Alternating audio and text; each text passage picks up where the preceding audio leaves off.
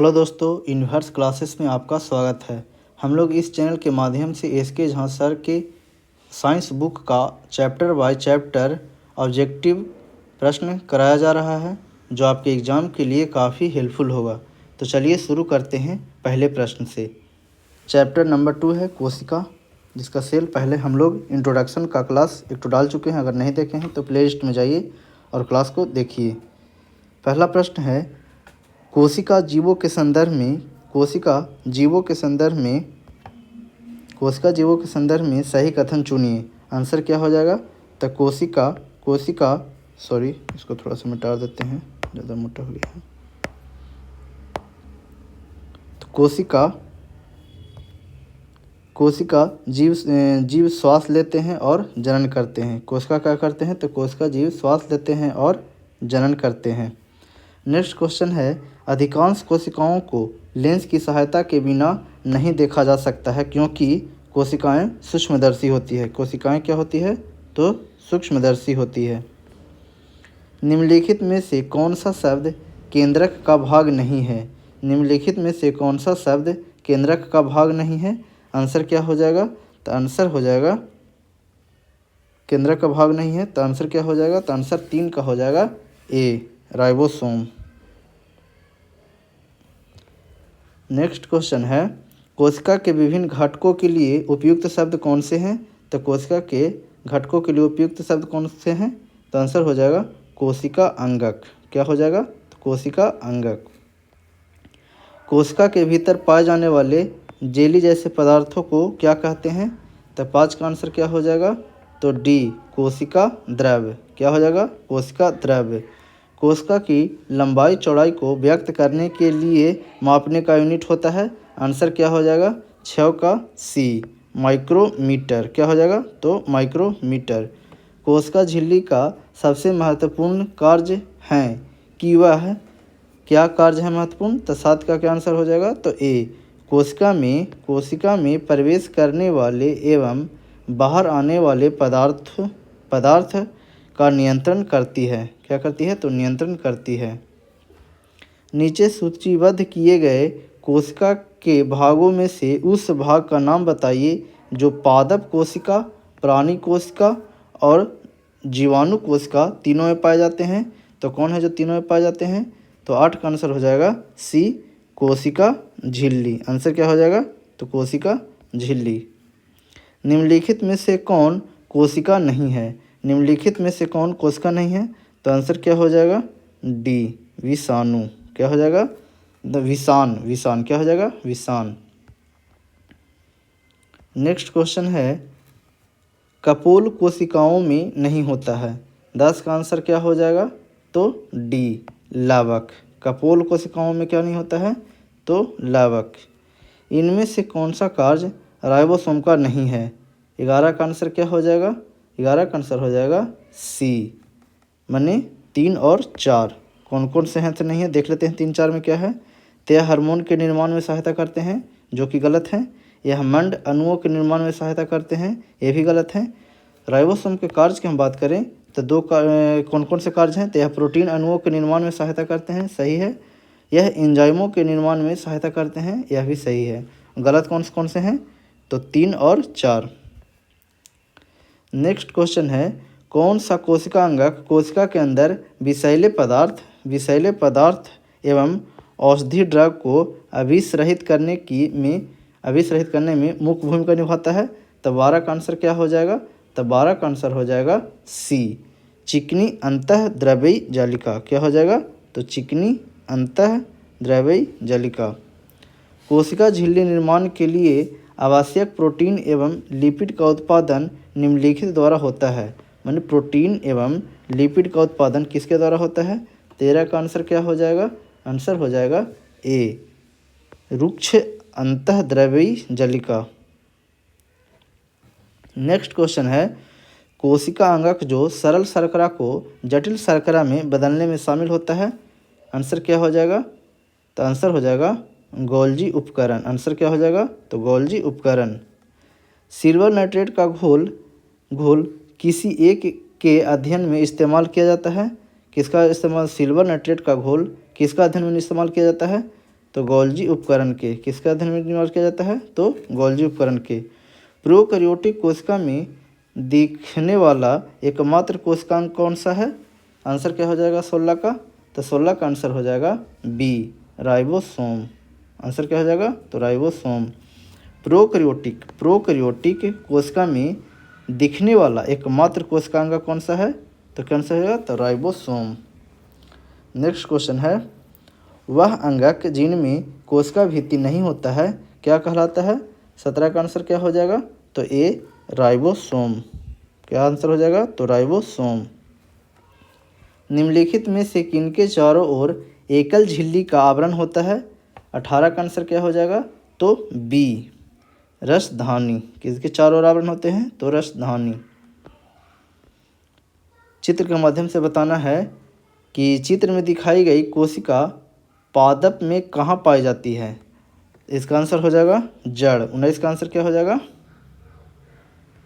Answer हो जाएगा D, जड़। कोशिका झिल्ली निर्माण के लिए आवश्यक प्रोटीन एवं लिपिड का उत्पादन निम्नलिखित द्वारा किया जाता है। तो किसके द्वारा किया जाता है? 20 का आंसर हो जाएगा ए, रुक्ष अंतःद्रवी जालिका द्वारा। किसके द्वारा होता है? तो रुक्ष अंतःद्रवी जालिका द्वारा, माने खुदरी इसको बोल सकते हैं। प्रोकैरियोटिक का अपरिभाषित केंद्रक क्षेत्र कहलाता है। क्या कहलाता है? 21 का आंसर क्या हो जाएगा? तो डी, केंद्रक काव्य। साथ में आपको आंसर बताते चलना है। अभी एनसीईआरटी का सारे प्रश्न है जो इम्पोर्टेंट प्रश्न है जो करवाया गया है। सिल्वर नाइट्रेट का घोल किसी एक के अध्ययन में इस्तेमाल होता है? पीछे भी प्रश्न आ चुका है। इसका आंसर क्या हो जाएगा बताइए? तो गोल्जी उपकरण। आंसर क्या हो जाएगा? तो गोल्जी उपकरण। नेक्स्ट क्वेश्चन है, कोशिका अंगक जो सरल शर्करा को जटिल शर्करा में बदलने में शामिल है। आंसर क्या हो जाएगा? 23 का आंसर हो जाएगा। तो आंसर हो जाएगा अंतःद्रवी जालिका। कौन बदलता है? अंतःद्रवी जालिका। केंद्रक के अलावा यह अंगक जिनमें डीएनए होता है क्या कहलाता है? तो 24 का आंसर क्या हो जाएगा? तो केंद्रक के अलावा किस में डीएनए होता है? तो माइटोकॉन्ड्रिया में। किस में होता है? तो माइटोकॉन्ड्रिया में। निम्नलिखित कथनों में से विसंगत कथन को चुनिए। माने विसंगत माने अलग कथन को चुनना है। तो देखते हैं, अर्धपरागम्य झिल्ली से होकर जाने वाला जल की गति उनमें घुले हुए पदार्थों की मात्रा से प्रभावित होता है। सही है। झिल्ली कार्बनिक अणुओं जैसे प्रोटीन और लिपिड से बनी होती है। ये भी सही है। कार्बनिक विलायक में घुलनशील अणु झिल्ली से होकर आसानी से गुजर जाते हैं। ये भी सही है। पादप में कोशिका झिल्ली में काइटिन शर्करा होता है, जो कि गलत है। काइटिन शर्करा नहीं होता है बल्कि सेल्यूलोज होता है। क्या होता है? सेल्यूलोज शर्करा होता है। सेल्यूलोज शर्करा होता है। नेक्स्ट क्वेश्चन है, कौन सा कोशिका अंगक कोशिका के अंदर विषैले पदार्थ एवं औषधि ड्रग्स को अविष रहित करने में मुख्य भूमिका निभाता है? आंसर क्या हो जाएगा? तो चिकनी अंतःद्रवी जालिका। नेक्स्ट क्वेश्चन है, कोशिका में लिपिड अणुओं को निम्न के द्वारा संश्लेषित किया जाता है। 27 का आंसर क्या हो जाएगा? तो 27 का आंसर हो जाएगा ए, चिकनी अंतःद्रवी जालिका। नेक्स्ट क्वेश्चन है, नई कोशिका का निर्माण पूर्व स्थित कोशिकाओं से होने की बात किसने बताई थी? तो आंसर क्या हो जाएगा? तो विरचोनी। किसने बताई थी? तो विरचोनी। निम्नलिखित में से कौन सा कथन गलत है? देखिए, बिहार दरोगा में सारे क्वेश्चन जो कहीं ना कहीं पूछे गए हैं, प्रीवियस क्वेश्चन है जो करवाया जा रहा है। आप इसे 2 से 3 बार देखते हैं तो आप एग्ज़ाम में अच्छे से स्कोर कर पाइएगा। तो देखते हैं, निम्नलिखित में से कौन सा कथन गलत है? 29 का प्रश्न क्या हो जाएगा? 29 का प्रश्न आंसर क्या हो जाएगा? तो आंसर हो जाएगा ए, माइटोकॉन्ड्रिया में ऑक्सीजन की सहायता से एसेटिक अम्ल का विघटन होता है। यह कौन सा कथन गलत है? तो यह गलत है। बाकी सब सही है। जैसे कि श्वसन के प्रथम चरण में ग्लूकोज का विघटन होता है, सही है, और ये गलत है। बाकी ऑप्शन सही हैं। नेक्स्ट ऑप्शन क्या है? किण्वन की प्रक्रिया के लिए ऑक्सीजन आवश्यक नहीं है, सही है। श्वसन के प्रथम चरण में पायरुविक अम्ल का निर्माण होता है, ये भी सही है। इन अ cell where does the process break down of glucose 6 carbon molecules to prokaryotics 3 carbon molecules take place? Answer क्या हो जाएगा? 30 का आंसर हो जाएगा सी, साइटोप्लाज्म। क्या हो जाएगा? तो साइटोप्लाज्म। इनमें से किसका संबंध अंतःद्रवी जालिका से नहीं है? आंसर क्या हो जाएगा 31 का? आंसर क्या हो जाएगा? सी। आंसर क्या हो जाएगा? सी। यह ऊर्जा उत्पादन का स्थल हो सकती है, जो कि गलत है। ऊर्जा उत्पादन कौन करता है? तो माइटोकॉन्ड्रिया करता है। कौन करता है? तो माइटोकॉन्ड्रिया का काम है। प्रोकैरियोटिक कोशिका में दिखने वाला एकमात्र कोशिकांग कौन से हैं? आंसर क्या हो जाएगा? तो राइबोसोम। आंसर क्या हो जाएगा? तो राइबोसोम। प्रोकैरियोटिक कोशिका में दिखने वाला एकमात्र कोशिकांग कौन सा है? तो राइबोसोम। परासरण की कुछ परिभाषाएं नीचे दी गई है, इन्हें सावधानी से पढ़िए और सही परिभाषा चुनिए। 33 का आंसर पढ़िए। क्या है? पहला है कि अर्धपरागम झिल्ली से होकर जल के अणुओं का अत्यधिक सांद्रता वाले क्षेत्र से निम्न सांद्रता वाले क्षेत्र की ओर जाना, ये सही है। बाकी सारे गलत हैं। ये सही हैं, बाकी सारे के सारे गलत हैं। नेक्स्ट क्वेश्चन है, पादप कोशिका में जीव द्रव संकुचन को इस तरह परिभाषित किया गया है। किस तरह परिभाषित किया गया है? तो 34 का प्रश्न आंसर क्या हो जाएगा? तो बी। अल्प पराशरी माध्यम में कोशिका द्रव का सिकुड़ना। अल्प पराशरी माध्यम में कोशिका द्रव का सिकुड़ना। मानव के ऊतकों में ऑक्सीजन की कमी होने के कारण पायरुवेट अम्ल किस कोशिका अंग के भीतर लैक्टिक अम्ल में बदल जाता है? तब 35 का आंसर क्या हो जाएगा? तब 35 का आंसर हो जाएगा कोशिका द्रव। क्या हो जाएगा? कोशिका द्रव। संकुचनशील प्रोटीन पाई जाती है। संकुचनशील प्रोटीन कहाँ पाई जाती है? तो 36 का आंसर हो जाएगा पेशियों में। संकुचनशील प्रोटीन कहाँ पाई जाती है? तो पेशियों में। गलत वाक्य को चुनिए। गलत वाक्य इसमें ये है, बाकी सारे के सारे सही हैं। जैसे कि एक कोशिकीय यूकैरियोटिक जीवों को प्रोटिस्टा जगत के अंतर्गत रखा गया है। व्हिटकर द्वारा कोशिका संरचना, पोषण के स्रोत एवं प्रक्रिया को ध्यान में रखते हुए जीवों को पाँच जगत में वर्गीकृत किया गया है। सही है। मोनेरा जगत एवं प्रोटिस्टा जगत दोनों स्वपोषी तथा विषमपोषी हो सकते हैं, ये भी सही है।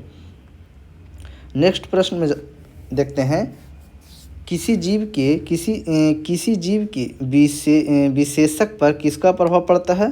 तो किसका प्रभाव पड़ता है? तो मातृक और पैतृक दोनों के डीएनए का। किसका प्रभाव पड़ता है? तो मातृक और पैतृक दोनों के डीएनए का। अगर आप इस वीडियो को 2 से 3 बार देख लेते हैं तो आप एग्ज़ाम में अच्छा स्कोर कर पाइएगा। और अभी तक आप लोग चैनल को सब्सक्राइब नहीं किए हैं तो चैनल को सब्सक्राइब कीजिए और लाइक कीजिए और कमेंट ज़रूर कीजिए, जिससे कि हम और वीडियो बना सकें आप लोगों के लिए।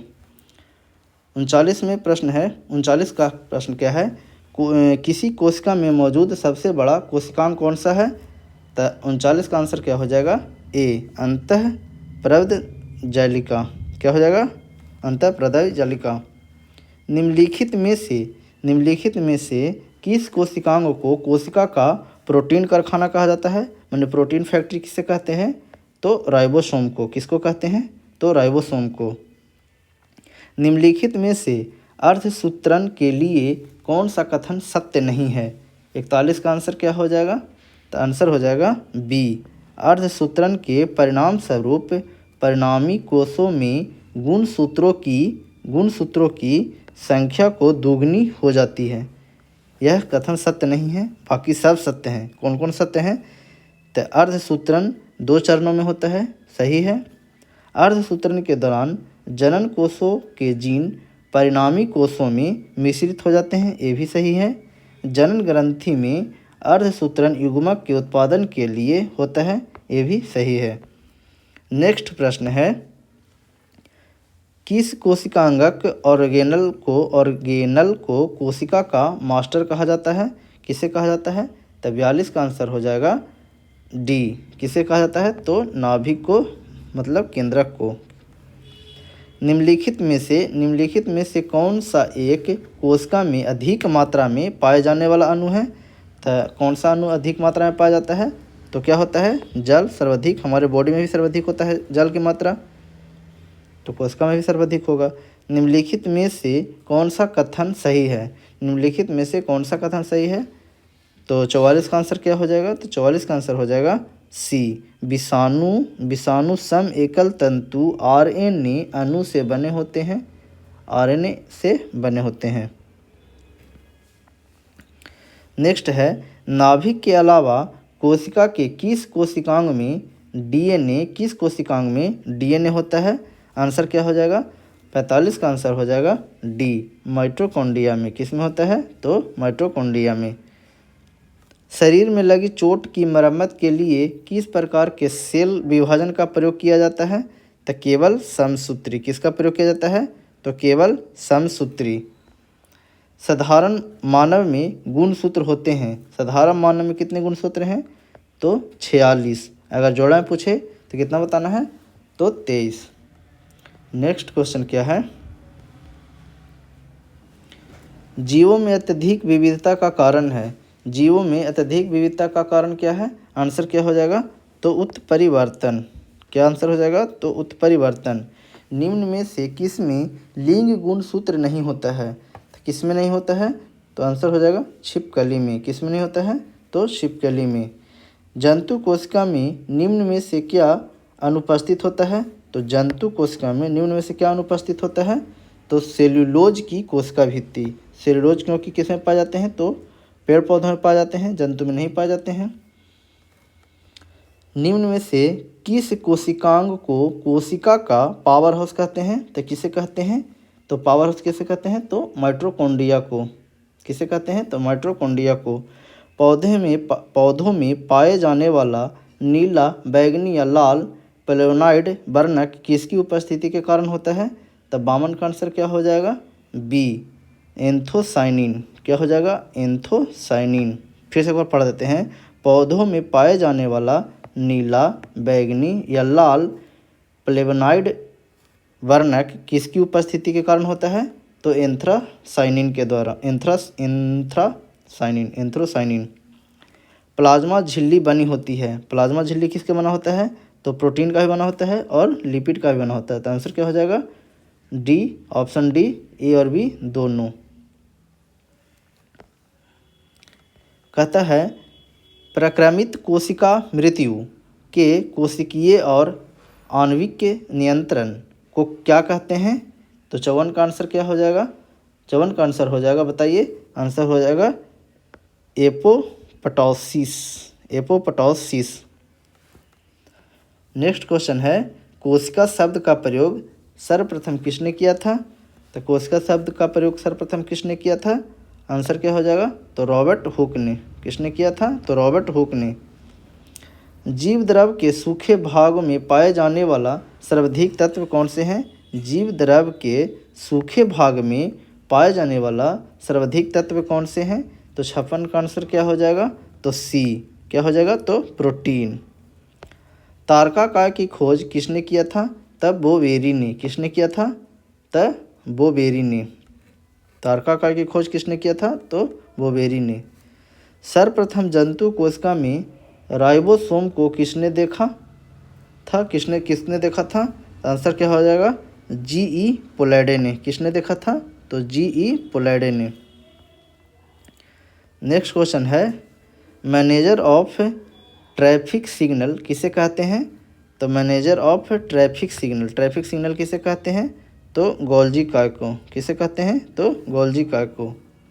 अंतःप्रदैवी जालिका की खोज किसने की थी, अंतःप्रदैवी जालिका की खोज किसने की थी, तो 60 का आंसर क्या हो जाएगा, 60 का आंसर हो जाएगा बी, जी.ई. पोलार्डे ने। किसने किया था, तो जी.ई. पोलार्डे ने। ठीक है, सॉरी, इसका 60 का आंसर क्या हो जाएगा, 60 का आंसर फिर से मिला लीजिएगा, 60 का आंसर हो जाएगा बी। क्या आंसर हो जाएगा, तो बी आंसर हो जाएगा। के आर पोर्टर, क्या आंसर हो जाएगा? तो के आर पोर्टर। फिर से एक बार पढ़ देते हैं। अंतः प्रदैवी जालिका की खोज किसने की थी? तो के आर पोर्टर ने। नेक्स्ट क्वेश्चन देखते हैं क्या कहता है। कहता है कोशिका का ऊर्जा गृह कहे जाने वाले माइटोकॉन्ड्रिया का नाम सर्वप्रथम किसने दिया था? तो सी वेंडर ने। किसने नाम दिया था? तो सी वेंडर ने। तो माइटोकॉन्ड्रिया का नाम किसने दिया था? तो सी वेंडर ने। समसूत्री विभाजन किस में होता है? समसूत्री विभाजन किस में होता है? तो कायिक कोशिका में। किस में होता है? तो कायिक कोशिका में। कोशिका का रसोई घर किसे कहा जाता है? तो कोशिका का रसोई घर किसे कहते हैं? रसोई घर के नाम से कौन जाना जाता है? तो क्लोरोप्लास्ट। कौन जाना जाता है? तो क्लोरोप्लास्ट। इलेक्ट्रॉन सूक्ष्मदर्शी की खोज किसने किया था? तो इलेक्ट्रॉन सूक्ष्मदर्शी की खोज किसने किया था? तो नाल तथा रस्कर ने। सारे के सारे प्रीवियस क्वेश्चन हैं, आप जैसे कि आप देख रहे होंगे सारे के सारे क्वेश्चन पूछे हुए हैं, सारे के सारे इंपॉर्टेंट क्वेश्चन हैं। अगर आप इसे 2 से 3 बार देखते हैं तो आपको अच्छे से दिमाग में बैठ जाएगा और एग्ज़ाम में आप अच्छा स्कोर कर पाइएगा। तो चलिए शुरू करते हैं। नेक्स्ट क्वेश्चन क्या है? यदि माइटोकॉन्ड्रिया काम करना बंद कर दे, यदि माइटोकॉन्ड्रिया काम करना बंद कर दे तो कोशिका में कौन सा कार्य नहीं होगा? तो कोशिका में कौन सा कार्य नहीं होगा? तो भोजन का ऑक्सीकरण। कौन सा कार्य नहीं होगा? तो भोजन का ऑक्सीकरण। फूलों और बीजों के विभिन्न प्रकार के आकर्षक रंग प्रदान कराता है। रंग प्रदान कराने का काम करता है। आंसर क्या हो जाएगा? तो 66 का आंसर हो जाएगा बी, क्रोमोप्लास्ट। क्या आंसर हो जाएगा? तो क्रोमोप्लास्ट। नेक्स्ट क्वेश्चन है निम्नलिखित में से कौन सा कोशिका अंगक मुख्य रूप से पाचक एंजाइमों के संग्राहक की तरह कार्य करता है? आंसर क्या हो जाएगा? 67 का आंसर हो जाएगा डी, लाइसोसोम। कौन हो जाएगा? तो लाइसोसोम। कहता है कि इसको कहते हैं पाचक एंजाइम। किसको कहते हैं? पाचक एंजाइम। नेक्स्ट क्वेश्चन है पाचक एंजाइम को संग्रह करता है। क्या कहता है? पाचक एंजाइम को संग्रह करता है या नहीं कि पाचक एंजाइम है।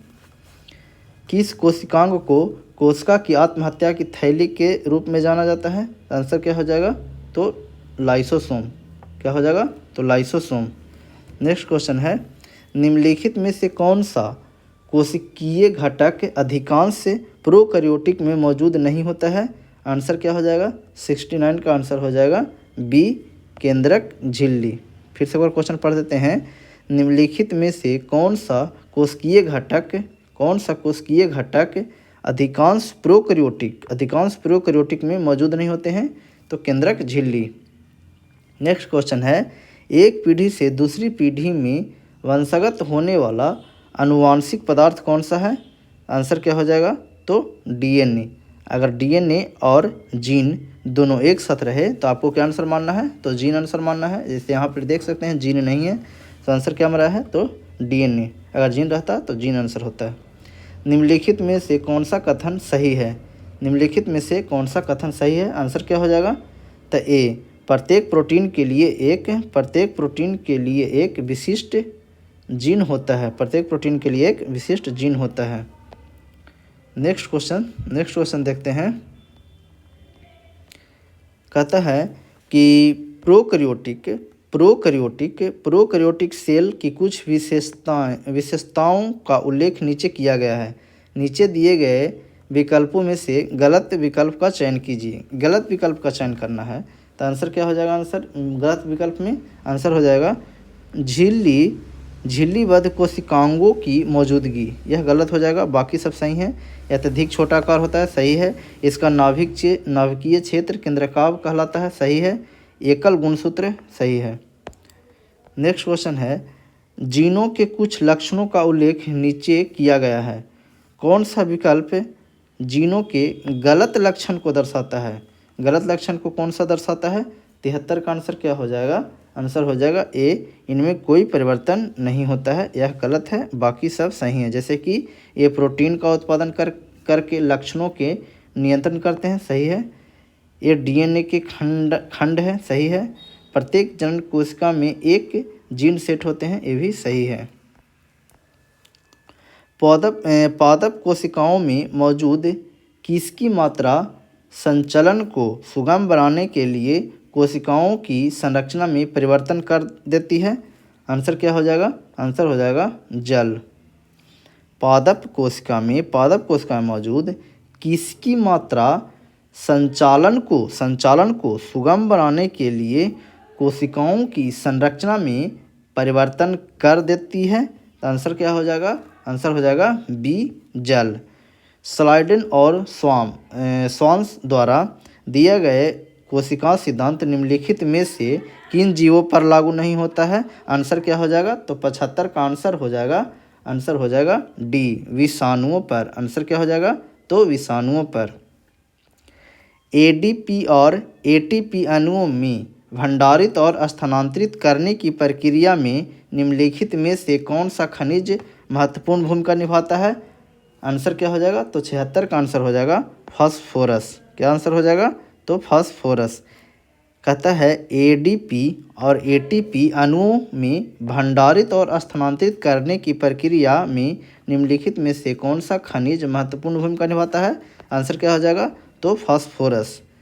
अपशिष्ट उत्पादों को पादप कोशिका के अंदर कहाँ संचित किया जाता है?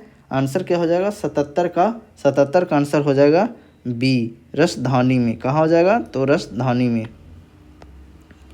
नेक्स्ट क्वेश्चन है माइटोकॉन्ड्रिया को विलक्षण कोशिकांग क्यों माना जाता है? 78 का आंसर क्या हो जाएगा? तो डी क्योंकि इनमें राइबोसोम और डीएनए होते हैं।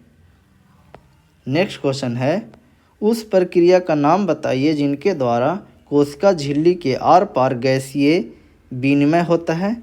क्या कहलाता है? तो 79 का आंसर क्या हो जाएगा? सी विसरण। क्या हो जाएगा? विसरण।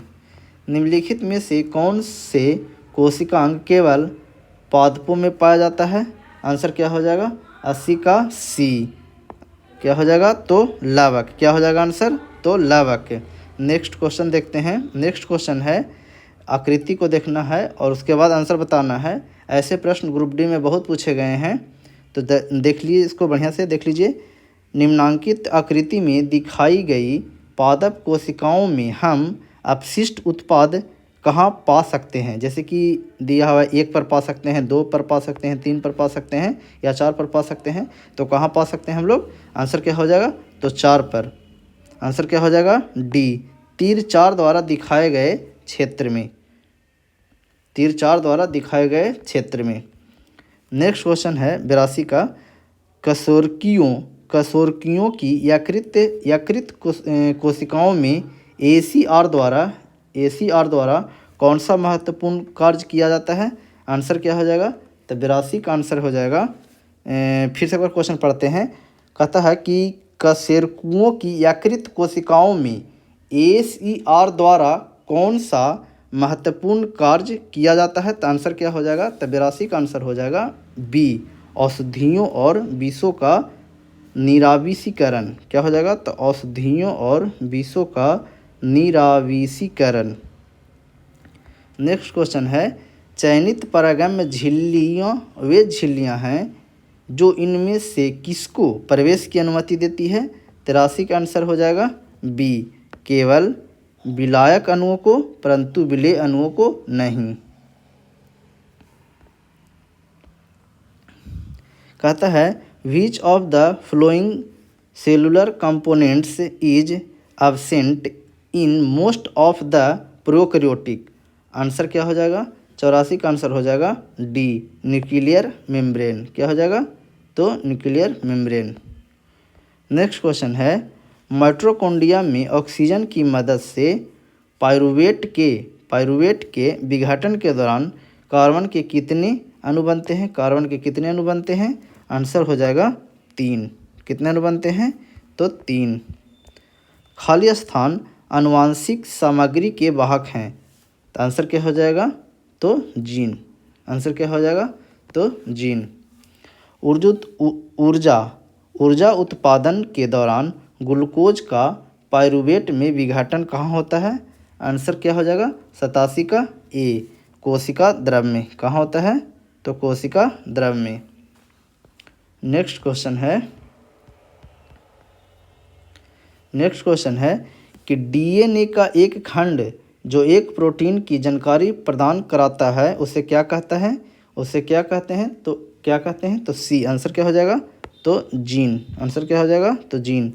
डीएनए का एक खंड जो एक प्रोटीन की जानकारी प्रदान कराता है उसे क्या कहा जाता है, तो जीन। एक अविभाजित कोशिका में डीएनए के भाग के रूप में मौजूद रहता है, क्या मौजूद रहता है, तो 89 का आंसर हो जाएगा डी, क्रोमैटिन पदार्थ। क्या उपस्थित रहता है, तो क्रोमैटिन पदार्थ। नेक्स्ट क्वेश्चन है, कोशिका के केंद्रक के अतिरिक्त निम्न में से किन दो कोशिकाओं के अपने डीएनए और राइबोसोम होते हैं, तो 90 का आंसर क्या हो जाएगा, तो ए, लावक और माइटोकॉन्ड्रिया। क्वेश्चन क्या है कि कोशिका के केंद्रक के अतिरिक्त, माने केंद्रक के अतिरिक्त निम्न में से किन दो कोशिकाओं के अपने डीएनए और राइबोसोम होते हैं, तो लावक और माइटोकॉन्ड्रिया। नेक्स्ट क्वेश्चन है, कौन सा कोशिकांग विषाक्त पदार्थों और औषधियों के जहरीले प्रभाव को खत्म करता है, कौन सा कोशिकांग विषाक्त पदार्थों और औषधियों के जहरीले प्रभाव को खत्म कर देता है। आंसर क्या हो जाएगा, आंसर हो जाएगा 91 का ए, अंतःद्रवी जालिका। क्या हो जाएगा, अंतःद्रवी जालिका। अपने जल में अपने जल में रियो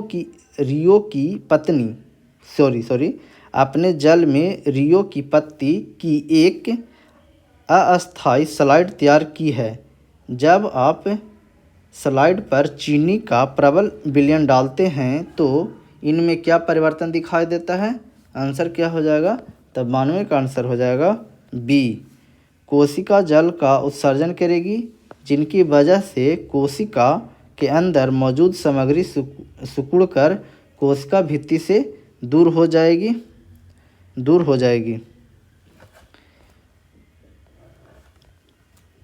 नेक्स्ट क्वेश्चन है, apart from nuclear of the cell which two cell organelles have their own DNA and ribosome.